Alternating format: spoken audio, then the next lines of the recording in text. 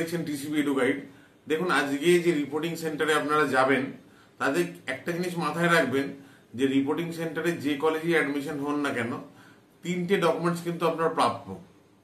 কোন তিনটে ডকুমেন্টস সেটা ডিটেল আমরা জানছি এই ভিডিওতে। দেখুন, অনেক ধরনের সমস্যা হয় আমাদের ওয়েস্ট বেঙ্গল অ্যাডমিশনে, বিশেষত প্রাইভেট কলেজগুলির ক্ষেত্রে। অনেকে দেখি বাইরের স্টেট থেকে এসছে, তাদেরকে বলা হচ্ছে আপনার অ্যাডমিশন হয়ে গেছে, চলে যান। এই জাতীয় ক্ষেত্রে পরে তারা দেখে তাদের অ্যাডমিশন হয়নি। বিশেষত যখন রাশ থাকে, যখন খুব প্রেশার থাকে, সেসব ক্ষেত্রে এগুলো হয় যে হ্যাঁ একটা কোনো ক্রমে আপনাকে কোনো একটা রসিদ ধরিয়ে দিলে আপনার অ্যাডমিশন হয়ে গেছে, চলে যান। পরে দেখা যায় যে সে লিস্টে তার নামই আসেনি। তো সেই জায়গা থেকে তার হাত থেকে বাঁচতে আপনি নিজস্ব একটু নলেজ দরকার। তিনটে ডকুমেন্টস দরকার, যে তিনটি ডকুমেন্টস আমরা এই ভিডিওতে বলে দিচ্ছি।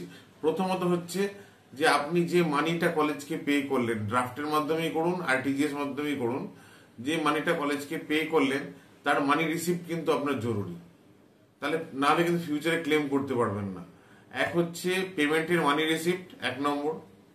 2 হলো যে আপনার এনআইসি পোর্টাল থেকে ডাউনলোড করা অ্যালটমেন্ট লেটার কিন্তু পেতে হবে। আপনি যে প্রভিশনাল অ্যালটমেন্ট লেটার দেখছেন, তারপর কিন্তু অ্যাডমিশন লেটার একটা পাবেন থ্রু এনআইসি পোর্টাল, মানে গভর্নমেন্ট পোর্টাল থেকে আপনাকে ডাউনলোড করে দেওয়া হবে। গভর্নমেন্টের কাছে খবর চলে যাবে যে আপনি ওই পার্টিকুলার কলেজে অ্যাডমিশন নিয়েছেন। পরবর্তীকালে আপনার নামটা সেভাবেই ওরা পাবলিশ করবে, যে আমি আপগ্রেডেশন করলে আপগ্রেডেশনে রাখবে, কিন্তু আপনার অলরেডি অ্যাডমিটেড, গভর্নমেন্টও জেনে যাবে, কলেজের রেকর্ড থেকে একটা সিট কিন্তু মাইনাস হয়ে যাবে।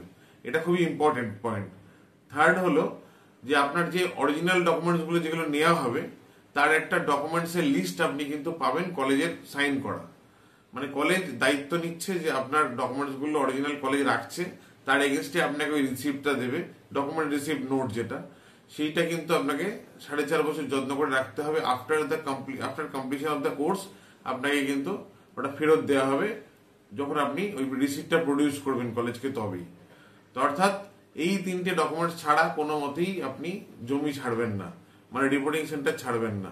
প্রথমত হচ্ছে মানি রিসিপ্ট, সেকেন্ড হলো অ্যাডমিশন লেটার যেটা গভর্নমেন্ট পোর্টাল থেকে ডাউনলোড করা, থার্ড হলো আপনার ডকুমেন্টসের লিস্ট যেটা জমা দিলেন, তার একটা কলেজের অ্যাকসেপ্টেন্স লিস্ট নিতে হবে।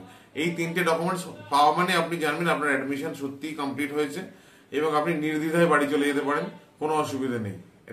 এটা গেলে ইনিশিয়াল পেমেন্টটা নিজে করে দিচ্ছেন, কিন্তু পরবর্তীকালে লোন পেতে গেলে আপনার তিনটে ডকুমেন্টস খুব জরুরি। কোন তিনটে ডকুমেন্টস? সেটা হলো, প্রথম হচ্ছে বোনাফাইড সার্টিফিকেট, মানে আপনাকে যে ফি স্ট্রাকচার পে করতে হবে কলেজকে সেটা মেনশন থাকবে সেখানে, বোনাফাইড সার্টিফিকেট। সেকেন্ড হলো কলেজের প্রসপেক্টাস। থার্ড হলো কলেজের এনওসি। এনওসি মানে আপনি লোন নিয়ে যে পড়ছেন তাতে কলেজের কোনো আপত্তি নেই। এই তিনটে ডকুমেন্টস হয়তো অন স্পট আপনাকে রিপোর্টিং সেন্টারে দেবে না, কিন্তু অ্যাডমিশন নেওয়ার পরপরই আপনি কলেজে যোগাযোগ করে এই তিনটে ডকুমেন্টস অবশ্যই নিয়ে নেবেন, নাহলে কিন্তু লোনের সমস্যা হবে। যাই হোক, এই ছোট ইনফরমেটিভ ভিডিওটা ভালো লাগলে সাবস্ক্রাইব করে রাখুন।